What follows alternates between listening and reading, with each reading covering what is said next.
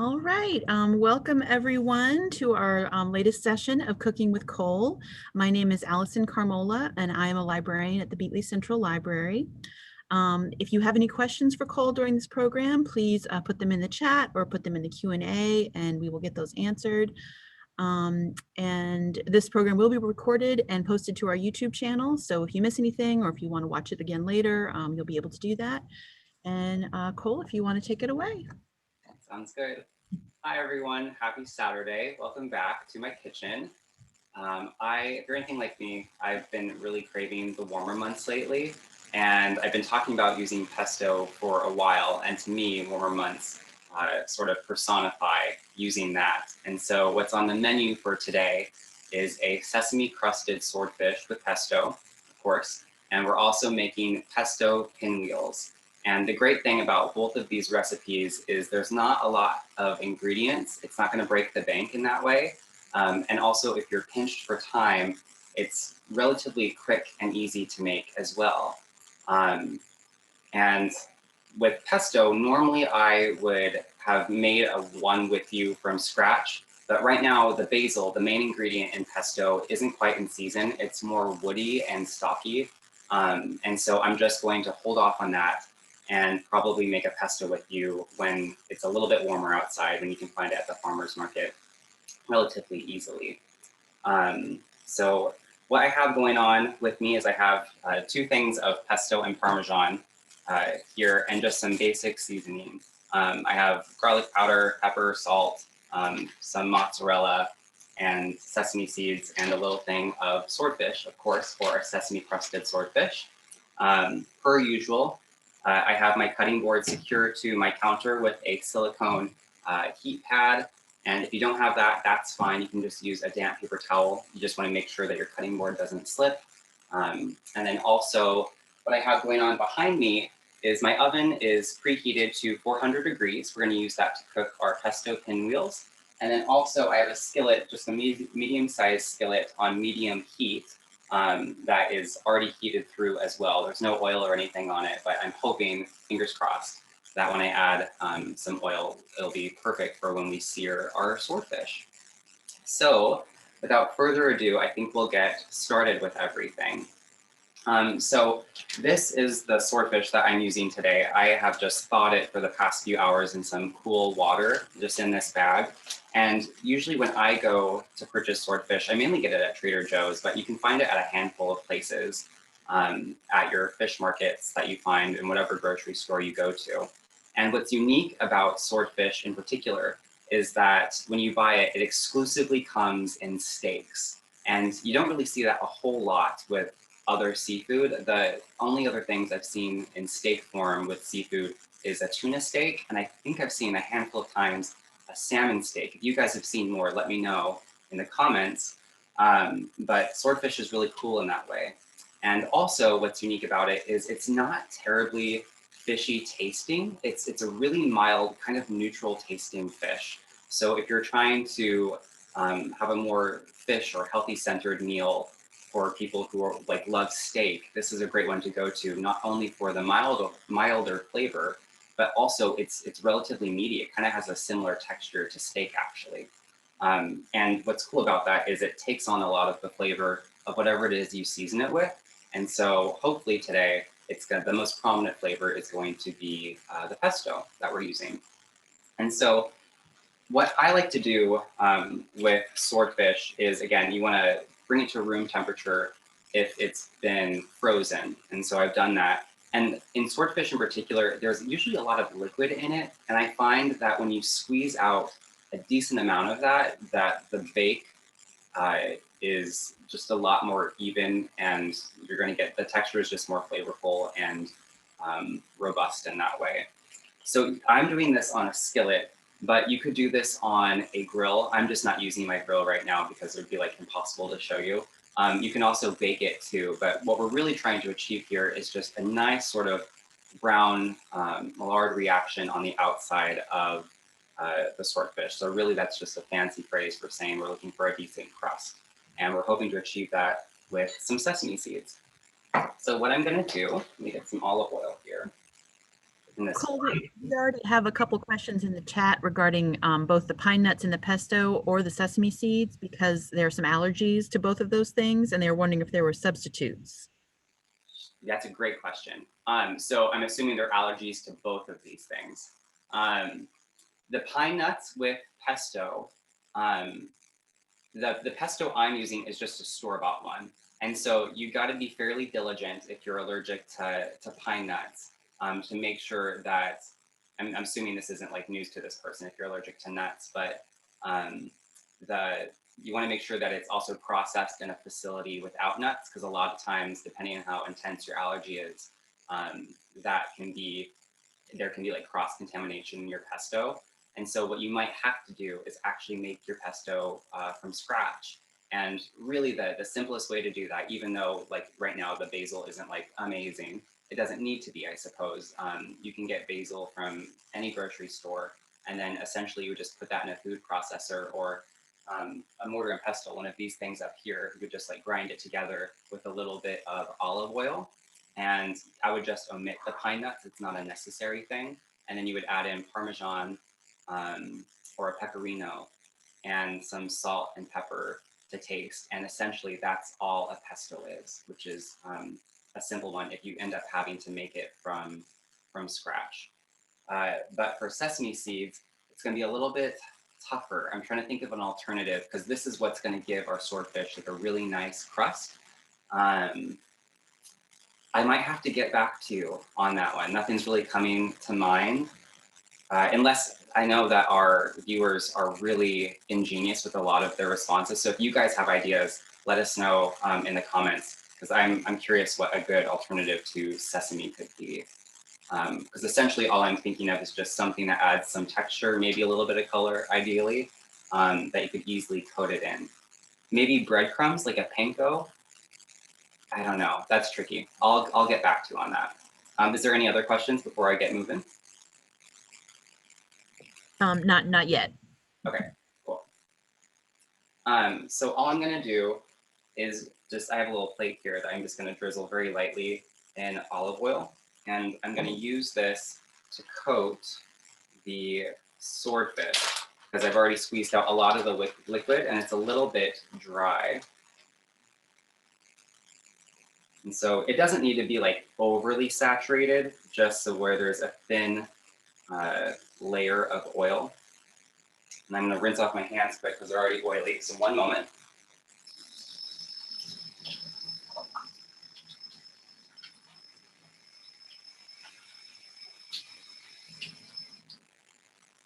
Okay. So first, what I'm going to do is just season my swordfish, and I'm keeping it really generic. So I'm just gonna do a very little amount of garlic powder, a few little spins of cracked black pepper, and I just have some pink Himalayan salt. I just like that for the other minerals that are in it. You can use whatever salt you want, it's totally fine. The one thing that you wanna be aware of though, is we need some moisture on here so that the sesame seeds or whatever it is that you choose to use can stick to it, because if it's too dry, they won't stick and will just fall off in the pan. And so you wanna really lightly season it first. And then what I'm gonna do is add on, this is just a blend of sesame seeds. I find that the cheapest way to buy sesame is actually at Asian markets. They have these like fantastic sections where it's just rows and rows of like bags of really awesome spices. And so if you use a lot of any sort of spice, the Asian market is the place to go to for sure on value. And I find that sesame seeds are a definite win with that. So I've just bought a big bag of white and black sesame seeds, and I've just mixed them in a mason jar. And we pretty much use this whenever we do sesame crusted anything. It adds really fantastic color and a really awesome mild flavor. And you don't want to be overly generous with this, but just enough to coat the surface. And then ultimately what you'll have to do is just lightly pat it down. Cool, I'm happy with that. And then go ahead and flip it And we're gonna do the same thing. I'm gonna rinse off my hands again.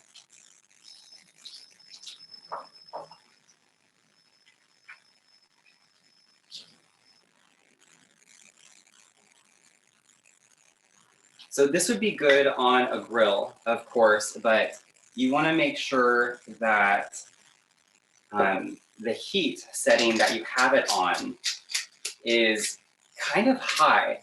And the reason is because if you cook it at a lower setting, a lot of times the juices and the fats and the oils that are inside of the swordfish are going to sort of leak out of it, and it's not going to form that crust that you want. So you really want to do a good job at having a moderate heat on this so that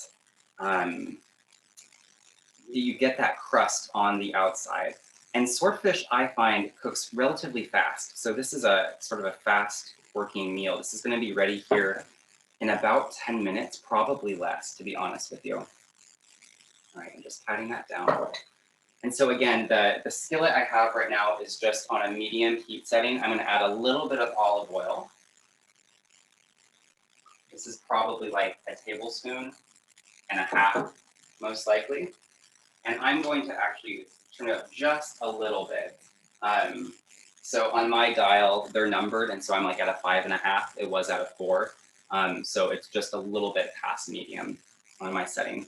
So all I'm gonna do is just pick this up and set it on. And the sound, I don't know if you can hear it. Can you hear that sizzle? We want a sizzle pretty much right away. That is what we are looking for. Let me just rinse my hands off one last time.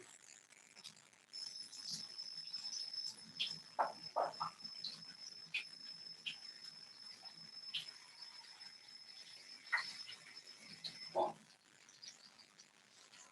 And already we have some like really awesome bubbling and searing happening, which is great. So for me, I find that these cook pretty much like on per side, 4 to 5 minutes is about the max you want to do. And what you'll see with the swordfish is that it goes from slightly translucent and kind of pink, and you want to gradually bring it up to that opaque color on both sides so that it's a little bit more white. And you can overcook swordfish. The texture is kind of tough. And so ideally you want the center of it to be just like barely pink, that it's getting heat from both directions on both sides. And then that way it brings that heat all the way through and you have a really flaky, yummy swordfish. I think I see a question. The computer's a little bit far away from me. What does that say? Yes. Are the pine nuts roasted ahead of time or raw? Could you ask the appropriate time when are you using the pine nuts?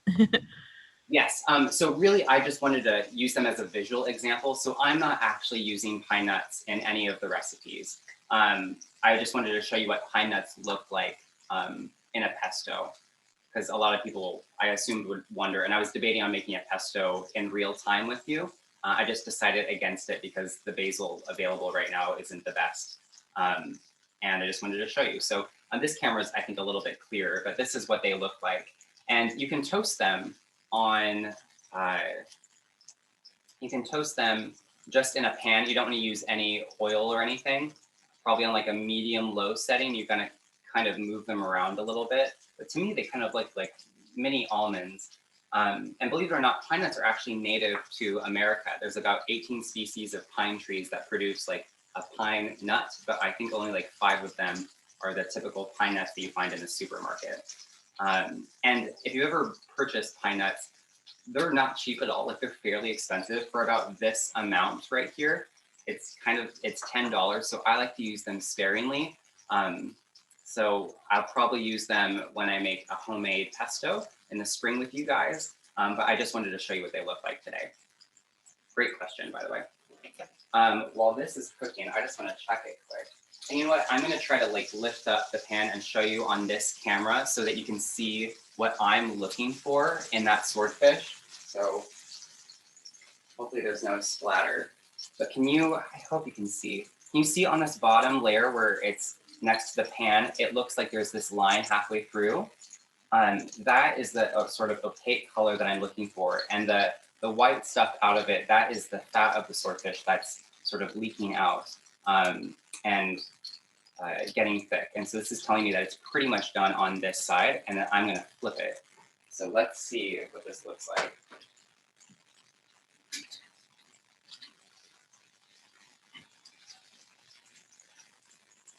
I'm gonna give it another minute, but I think we'll be ready. Did another question come in?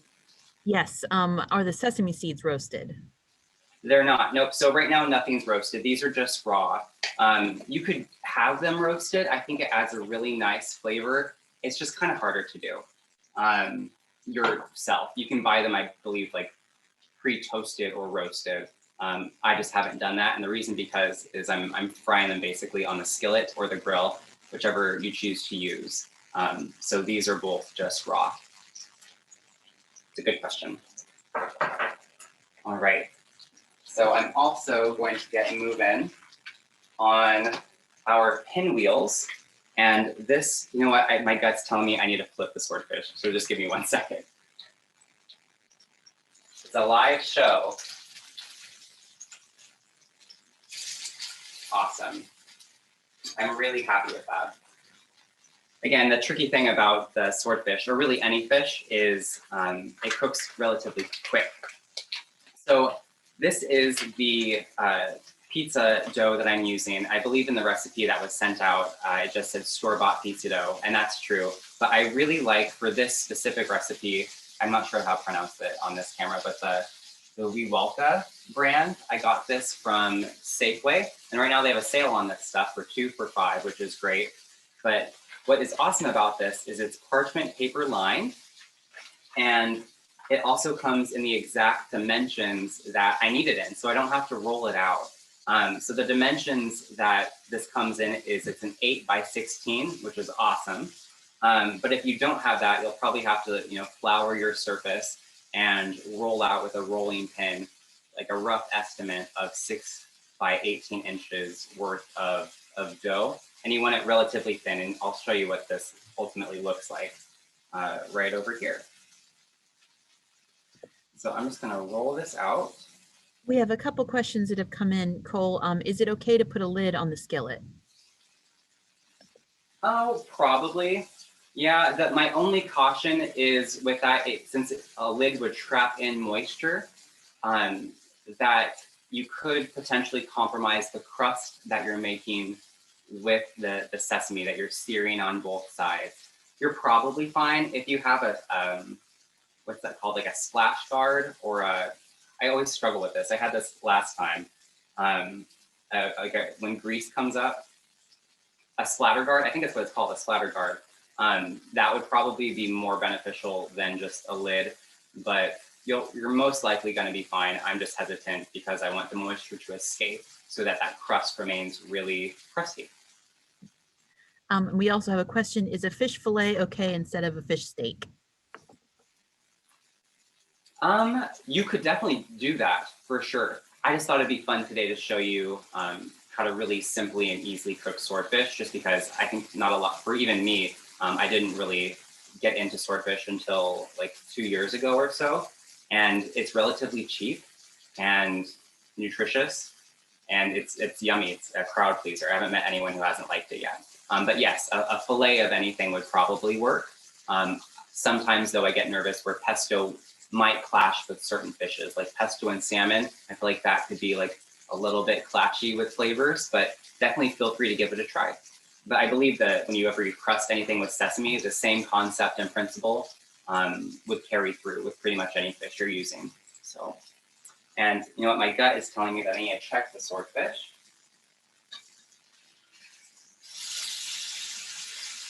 Yep, that looks done. So I'm gonna take it off the heat, and I will plate it for you guys. Kole, someone wants to know what oil you use to cook the swordfish. Yeah, I used an olive oil, but you don't have to. I usually get hesitant about using olive oil whenever like searing or frying things, because you usually want to use virgin and not extra virgin. just for like the smoke point. But I find I've in the past used butter, and for some reason, like the crust isn't as good. And so I just stuck with a virgin olive oil. But on this camera, I'm going to show you, you can sort of see that you have this general crust on top of the swordfish, which is great. And so I'm gonna let this cool down a little bit. I could cut into it for you guys if you want to, but we're looking for like a fairly soft inside, and then the outsides on both of like the larger sides are going to be kind of flaky. So this is what, oh, and then the pesto portion of this. Let me get a spoon quick.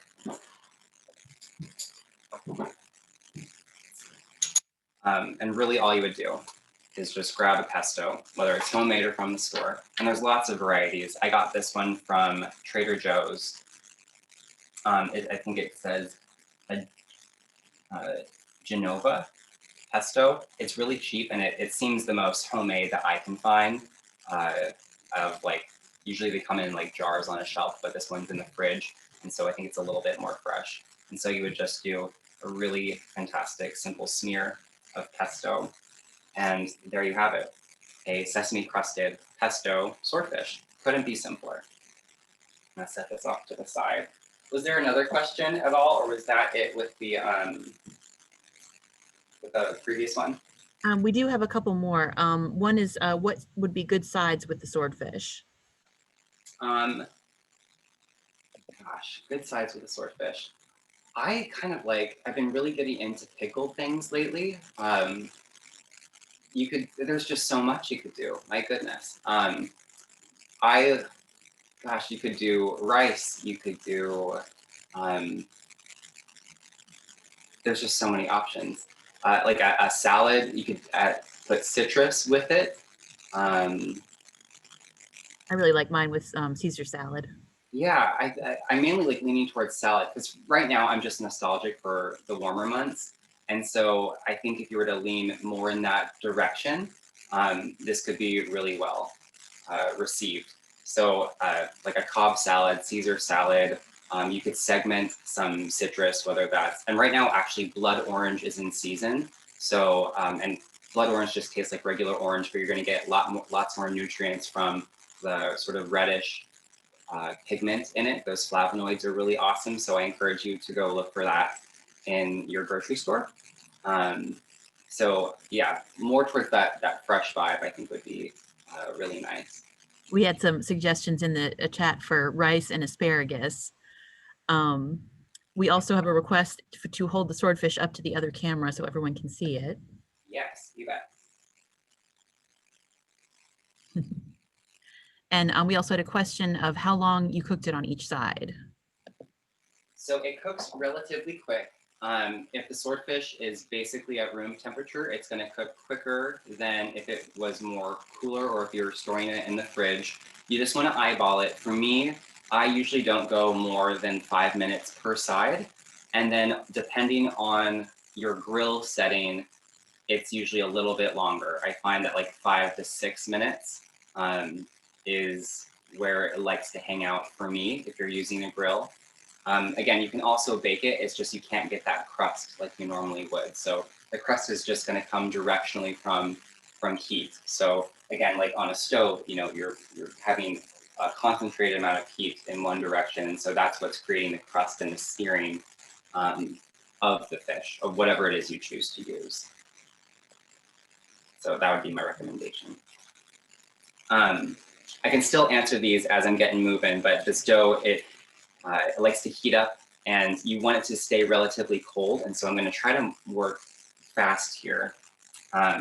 So I just have, again, it's an 8 by 16 piece of pizza dough that I got in this Viwalka brand. I got it from Safeway. And I just rolled it out. Again, you might have to, if you don't use this one, you'll have to use a rolling pin and some flour to roughly get it to these dimensions. But you're gonna have the long horizontal 16-inch side facing you. And all we're gonna do is take some pesto. This one's a little bit oily. And so I would say try to use as much of the pesto solids and avoid a chunk of the oil if you can. And so I am gonna need more pesto. So you can see, I'll show you on this camera, you see all of this like liquid bits. When I go to roll this up, it's probably just gonna leak out. And so I'm just going to omit using this one. So this one I already had in my fridge, and I bought another one just in case. I'm glad I did.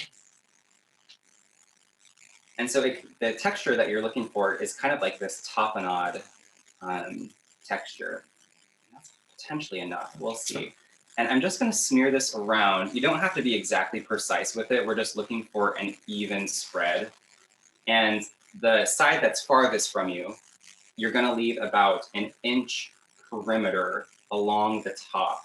And the reason is because when we go to roll this up, you want that to adhere to the outer surface so that there's essentially this seal that's made.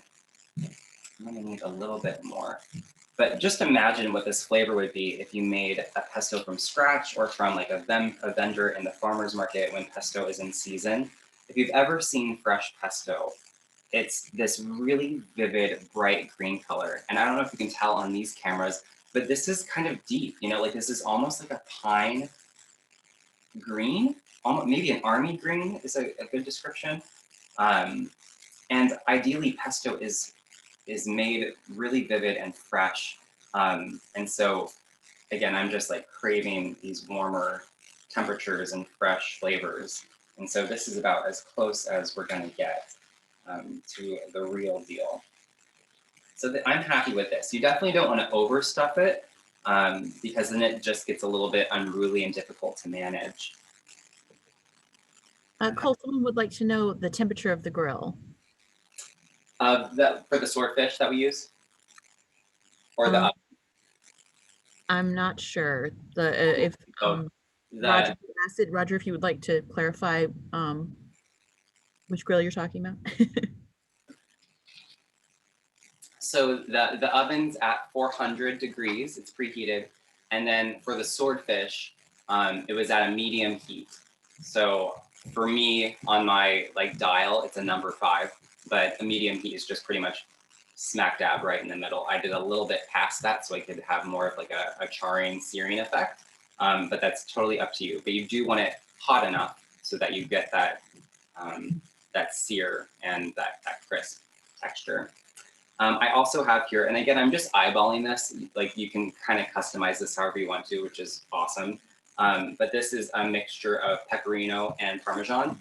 And again, this is a very Trader Joe's centered meal, but they have just such an awesome deal on a lot of cheeses. And this one, in like the red label, if you get it there, is a really decently aged Parmesan. And I talk about this pretty much every class, I feel like, but aged cheeses are just the coolest because you get this crystallization happening with the milk proteins, and the aged effect sort of brings out this amino acid in Parmesan called tyrosine. And tyrosine is what gives it that really almost like umami bite to it.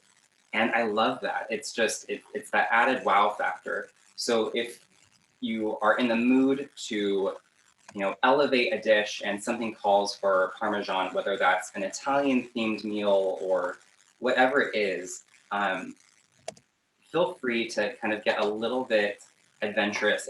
I only spent like, honestly, $1.50 more in this that I would normally spend on like just a generic Parmesan. And the flavor it's unbeatable. It's so, so good. It's like restaurant quality. I'm really feeling Parmesan and pecorino, so I'm just layering this up. That's about enough for me. And then the next thing that we're going to do is just add in a mozzarella. And the mozzarella you want to use, this is just a shredded one. And you want to use a low moisture mozzarella. And really that's just any sort of shredded mozzarella cheese that you would find at the supermarket.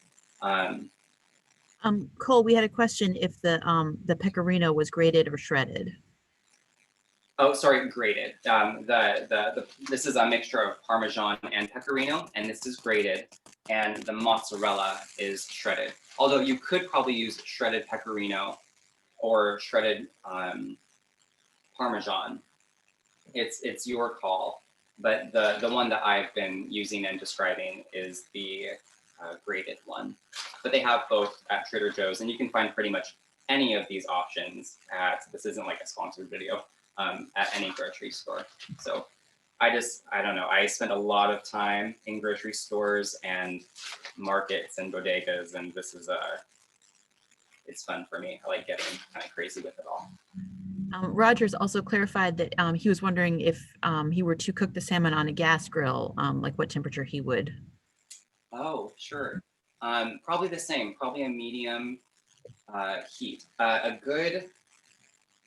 Okay, so a trick that I like to use is with a little bit of water or a little bit of oil.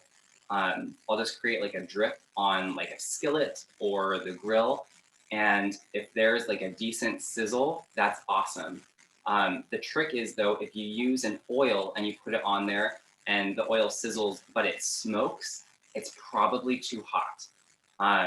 So just like kind of keep that in mind, because you don't want to burn it, but you also really don't want it to be at too low of a temperature, because otherwise, again, the liquid's going to come out of your fish. And then if you happen to use a sesame or whatever you crust it with, that potentially will just fall off. So you need it kind of high to essentially create a seal with whatever it is you're using. But I would still feel pretty confident to recommend that medium, maybe a little bit more range. Because you don't want it, when you're cooking fish, you don't want it too high. But these are all really good questions. So to this, I'm just going to do a few cracks of pepper. And you could do salt. I'm just not going to. This pesto is a little bit salty for me, and so I'm just going to omit that. So again, one of the great things about using this kind of pizza crust is it's already lined with parchment paper. And so what we're going to do is roll this up, and I'm going to roll it sort of in this burrito or the spiral away from me. And so I'm just going to lift up, and the dough is a little bit warm right now because of how long it's been out at room temperature. But I'm going to lift up the parchment and create this initial fold and just kind of press it down. And what's great is you can just peel. It takes a little bit of effort because now since the dough is warm, I have to peel it off the parchment. So bear with me. And then you're just going to continue to roll this away from you. And it's almost like you're making sushi. You want like a relatively tight fold. Scoot this over. And continue with the same thing. So you gotta be patient, and you kind of gotta work quick with doughs. If it's too soft, it's unruly, and that's just kind of what comes with the territory. Okay. And be a little bit weary of pressing it down too hard. You don't want the inside contents to like push out. I'm gonna do it, I think, 1 or 2 more times and we should be good. Probably just one. Let's see how this looks. I'm happy with this. So this is a fairly even log, and I'm just going to really lightly coat it with some flour so that it doesn't stick to anything more. Not happy with that. And honestly, what I might do is just flip it to the other side and do the exact same thing. Be gentle. And ideally, the seam side would be facing down. So right now it's elevated, it's at the top. So give that light flour. Okay. So I had a feeling that when I was making this today, or when I went to make this today, that the dough would be a little bit too warm. And so I made one last night that's just hanging out in the freezer that I'm going to prepare and cut up for you because this is too soft to cut into slices. So I'm going to roll this up quick and get the one out from the freezer that I made. Cole, we have another question about the fish. Participant missed the pesto part of the fish recipe and wanted to know if it was mixed with the seeds or like what point, at what stage you put the pesto on. I finished it with the pesto. So the pesto went on very last after it was all done.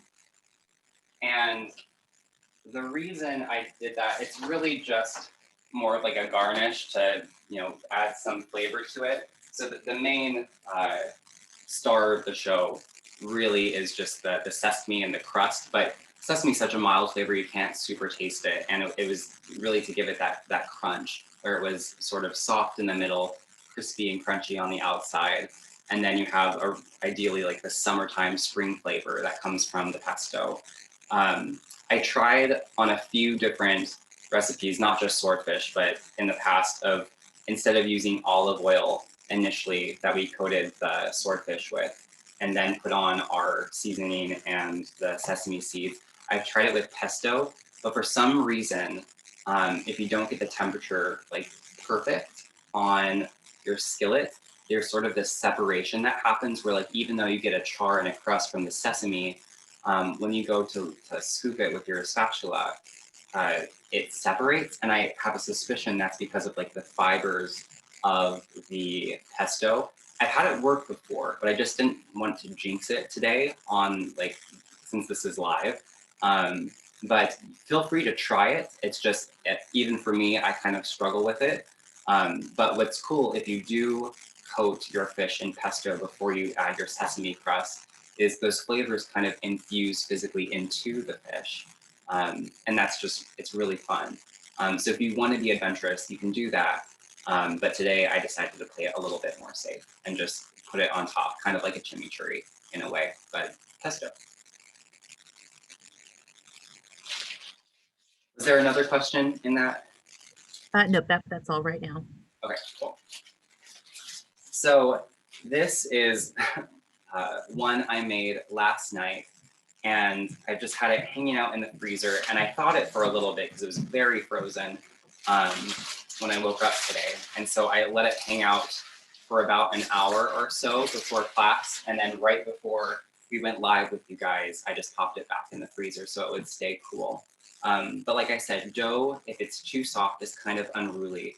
And when we're going to make pinwheels, you need it a little bit firm because we're going to create slices with this. And again, we don't want the insides to sort of come like spewing out of it. That would be not good at all. And so in the recipe that you guys are going to get, I believe it calls for an 8x8 baking pan.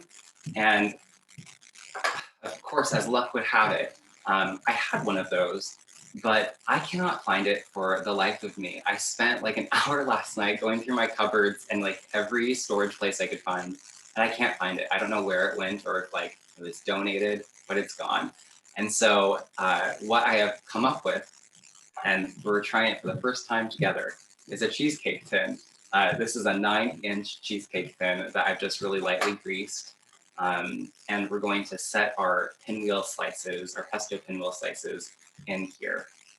And so what we're going to use for this is just a serrated knife. And again, as a reminder, you want to make sure that your cutting board is secure and that whenever you hang on to a knife that you want your index finger, regardless of whether you're left or right-handed, on the outside of the blade so that you have a nice accurate precision when you go to cut it. And so what we're going to do is create about an inch wide cuts. I'll move this out of the way so you can see a little bit clearer, or maybe this camera would be best to see. I'm aiming for about an inch slices of these pinwheels. If they're too thin, the dough kind of collapses on itself, which is not what we want. You just gotta be diligent, but you don't want this to be rock solid either, because then you're just essentially sawing an ice cube, and that's not what we want. But what's nice though about this, like I said, if you're pinched for time, or you know that you're having guests over, or that you want to have like a fun meal for yourself or your loved ones, and you don't have a lot of time in the evening, you can make this ahead of time, just like I did. Keep it in the freezer, and you can bring it out the day of. and thaw it for an hour when you get home from work or whatever it is you're doing, and you're ready.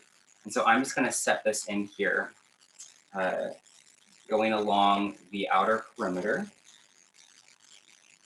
first. And since it's a circle, it's going to be a little bit trickier to do, but I am crossing my fingers that this works out.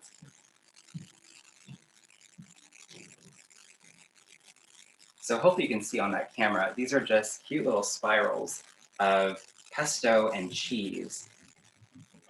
And so ideally what would happen is this is going to get really ooey gooey in the center as the dough bakes. And that pesto is going to create just a really fantastic seasoning. And because it's kind of oily, I'm hoping that it gets a little bit of a crust on along where the dough is. So it really is this simple. And you could make a dough too. That's kind of fun, but I know for a lot of us, especially in the colder months, I kind of get complacent and lazy, and I just didn't want to do it. And that's totally fine. We have a question. If you could tell us again what kind of pan you said was best to use. Yep. So in the recipe that you guys will be getting, I believe I said an 8x8 pan. And if you don't have that, you can get creative, like I did. This, again, is just a cheesecake tin. I believe this is a 9-inch one. And it doesn't need to be perfect. And you can see that I actually have one leftover piece. And that's fine by me. But I'll show you what this looks like on that camera. And look how fun that is. It's just these simple spirals of dough with quite a bit of cheese and pesto. And if you wanted to too, I know that a handful of people said, they have a nut allergy, so obviously don't add nuts or, adjust as needed. But if you wanted to, you could elevate this with pine nuts or even walnuts, I think would be fun. Maybe almond slivers for like a crunchy aspect too, because the dough, pizza dough is a little bit more chewy than it is like crusty, I suppose. At least this one is on the package I bought. But this is all really customizable. You can tweak this however you want. And this doesn't even have to be pesto themed. Like this could be tomato sauce, and like this is like essentially pizza spirals or pizza pinwheels. You could even use olive tapenade. Oh my gosh, I'm already salivating. That sounds really good if you're an olive fan. Holy cow, that sounds good. So it's very simple. But what I'm going to do is put this in the oven at 400 degrees from about 15 to 20 minutes. You want to keep an eye on it because every pizza dough is a little bit different, and depending on how thick you made your toppings on the insides is also going to adjust for the temperature. And because mine was frozen, it's most likely going to take a little bit of time to make. And so normally I would just put this in the oven and let it hang out. And I would show you what the finished product looked like. But the timing of how the swordfish went out, it's just not going to work because otherwise we would just be hanging out with each other for 20 minutes while this cooks. So I'm actually going to put this back in the freezer and bake it later tonight for dinner. But essentially, this is all you would do. And then again, bake it from 15 to 20 minutes. Keep an eye on it. We're looking for that dough to be sort of crusty and cook through. And you're good. So someone wants to know if they need to be touching each other in the pan. Yes. So as closely compact as possible, because as they cook, they're going to expand and sort of envelop each other. And if there's too much gap, the inside toppings are just kind of going to leak out, which isn't what we're looking for. So the more tight it is, I find the better result that you get. Can it be a glass pan? Yep, you just want to make sure that it's oven safe. So Pyrex is usually a good way to go. And they want to know if you use oil or butter in the baking pan. Either is fine. Ideally something with a relatively medium high smoke point. So you could use butter, avocado oil, canola, vegetable, whatever you like. And finally, what would you serve the pinwheels with? I'm glad you asked. You could do another topping of pesto, but honestly, they're just good as is. And what's fun about these two is they're sort of like pull-aways. And so ironically, of course, this is a cheesecake tin, so like these sides just pop right off. But you can like flip them upside down like a pineapple turnover, and then just like set them on a plate, and people can just grab and pull away as you want, and it's fun. Well, that is all the questions we have at the moment. Okay, great. So that's what our menu was today. Just these pesto pinwheels and a sesame crusted pesto swordfish.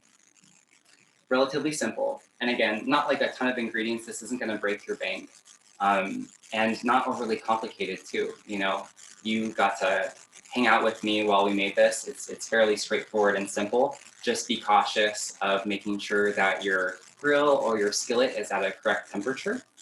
And that if you're working with the dough, you might have to have it back in the freezer before you cut into it, because otherwise it's just kind of going to be a little bit too unruly. But those are really, that's as crazy as this one gets. If you like pesto, if you like basil, these are really good. We kind of frequent the pesto and the sesame crusted fish. I'd say like right around once every 2 weeks, probably more. It's just so quick and easy. And what's cool is, you know, if you get swordfish, we just get it frozen at the store. That's relatively cheap too. For 2 fillets, it's right around $7, $8. We just buy a handful of those, and whenever we're feeling lazy, that's a fast meal, you guys. And it's yummy and fresh, and lots of protein, lots of nutrients. It's a good time. But yeah, if there's not any more questions, that's our class. All right. So if anyone has any more questions, please feel free to put them in the chat or the Q&A. And thank you all for joining us for yet another wonderful Cooking with Kole class. We will be continuing. So in 2 weeks, we'll have another one. And this will be posted on our YouTube channel, as I mentioned. So, oh, we do have a few more questions now. I'm gonna put this in the freezer quick. Okay.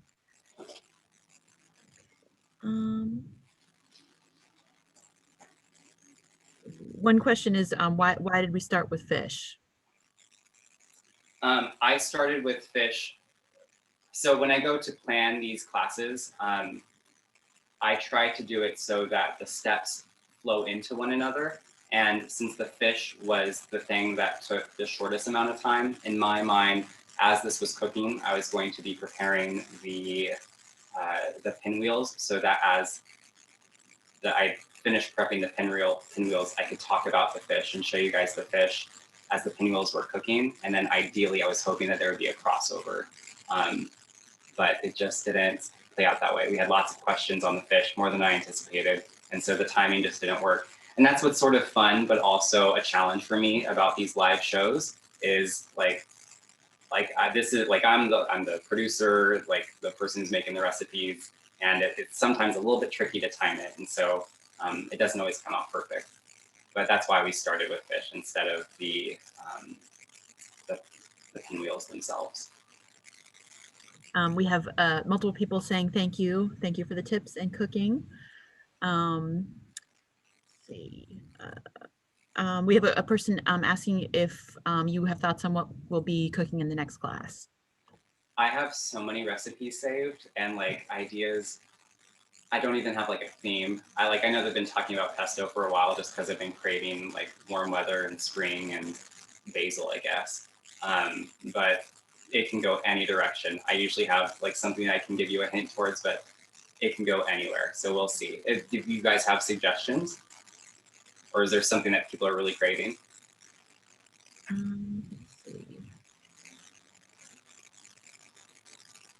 We do have a suggestion for charcuterie, but this person might not realize we already have done charcuterie. Yes. It is on the YouTube channel. So if you visit our YouTube channel, we do have a Cooking with Kole class all about charcuterie. That was a really fun one too. Like that spread it took up my whole counter. It was a good time. I heard someone the other day describe charcuterie as adult Lunchables, and I laughed for like 2 minutes straight.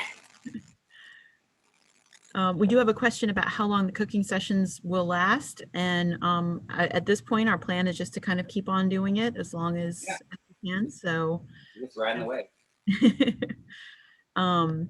Ruth will be back from maternity leave next month. So she'll Okay. be here hosting again. And we'll make sure we get all those organized. Let's see. We do have someone asking for the salmon recipe. The salmon recipe for everything, or oh wait, salmon recipe. So I think they were referring to instead of swordfish. Is that correct?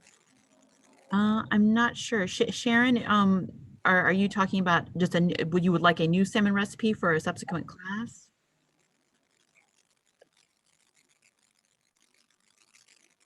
Let's see. I'll give her a chance to Sure. talk in the chat there. We do also have a lot of comments. Cole rocks. Thanks, guys.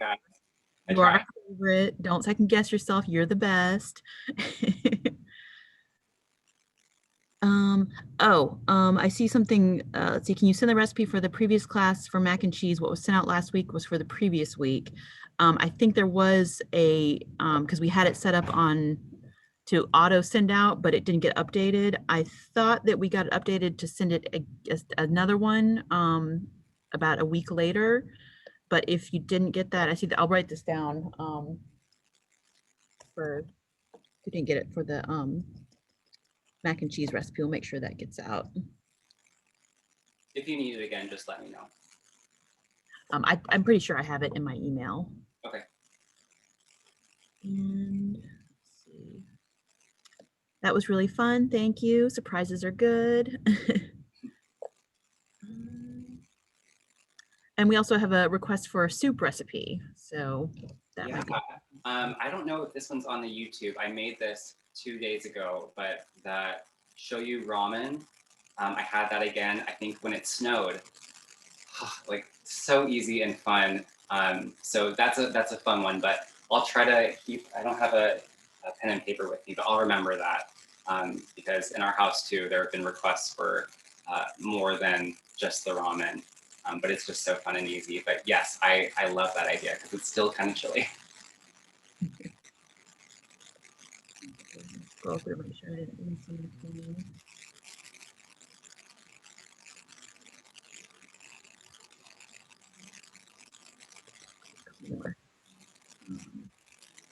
Okay, yes. Sharon clarified she would like a class on salmon. So for that's for Yeah, future. there's a lot to learn about salmon too. That is that could be a fun one to do, a whole salmon one. I've been debating doing like a sushi, but well, first of all, if you've ever made sushi at home, I always have a tendency, I get so excited about stuffing it, it turns into like a burrito. And so like I've been always wanting to do like a salmon sushi with you guys, but I have to be more diligent on not stuffing it too much before I show you how to make it. But I like that idea. I'll do a salmon something. Not guaranteed for the next class, but that's important. It's a good idea.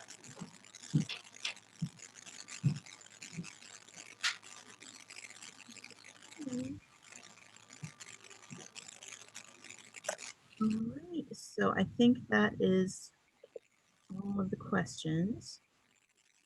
So go ahead and thank everyone again for coming.